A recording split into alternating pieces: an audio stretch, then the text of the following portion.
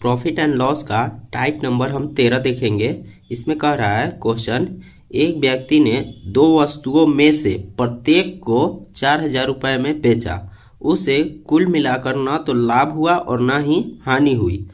यदि वह उनमें से एक को 25% लाभ पर तथा दूसरे को बेचा तथा तो दूसरे को कितनी प्रतिशत हानि पर बेचनी होगी।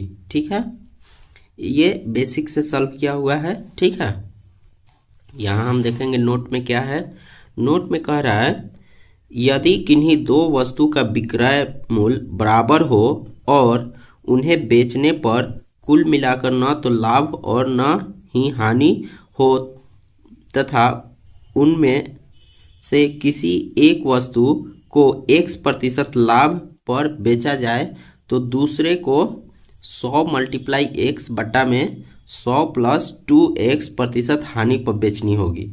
ठीक है, दूसरा इसी टाइप का है। अगर x% हानि पर बेचा जाए तो दूसरे वस्तु को, पहले वस्तु को x% हानि पर बेचा जाता है तो दूसरे वस्तु को 100 × x बटा में 100 - 2x% लाभ पर बेचा जाएगा। ठीक है, इस ऐसे बनाने पर रुपया से कोई मतलब नहीं होता है। ठीक है, इस ट्रिक का यूज कीजिएगा तो रुपया से कोई मतलब नहीं होता है। हम सॉल्व करेंगे। 100 × 25% लाभ पर बेचा जा रहा था, ठीक, बट्टा में 100 + 2 × 25 बराबर सॉल्व करेंगे। 100 × 25 बट्टा में ये क्या हो जाएगा, 50 हो जाएगा। इसको जोड़ेंगे तो 150 हो जाएगा। तो यहाँ सॉल्व कर देंगे, काट कुट करेंगे तो क्या आ जाएगा, 50/3 यानी 16.2/3% हानि पर हमें दूसरे वस्तु को बेचना होगा। इसी टाइप का दूसरा क्वेश्चन देखते हैं।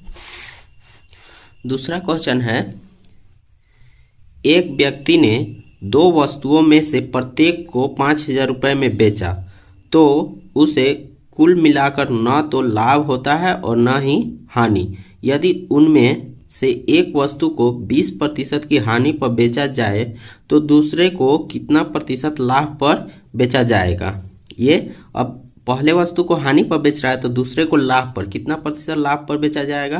तो हम फार्मूला बताए थे, लाभ पर जब पहले वस्तु को हानि पर बेचा जाता है तो दूसरे को लाभ पर बेचने के लिए फार्मूला था 100 × x बटा में 100 - 2x। तो यहाँ फार्मूला लगा लीजिए, 100 × 20 बटा में 100 - 2 × 20। ये सॉल्व करेंगे तो 33 × 1/3% लाभ पर बेचा जाएगा। ठीक है।